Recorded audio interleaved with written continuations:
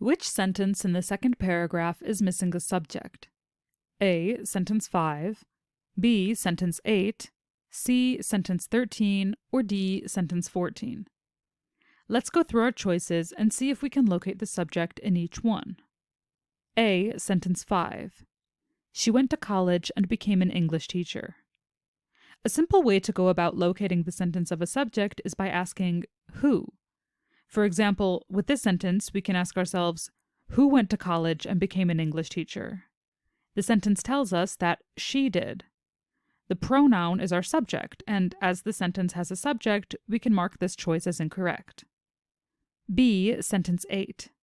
Rose's younger sister was an avid birdwatcher and suggested the hobby to her retired big sister. Again, who was an avid birdwatcher? Rose's younger sister. As we can locate the subject in this sentence, this choice can be marked as incorrect. C. Sentence 13.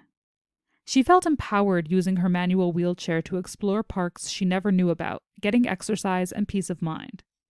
Who felt empowered using her manual wheelchair? She did. As this sentence has a subject, we can mark this choice as incorrect. And D. Sentence 14. Found my best self in nature. Who found her best self in nature? The sentence doesn't tell us, as no subject is provided. Based on this, we can mark choice D, sentence 14, as our final answer.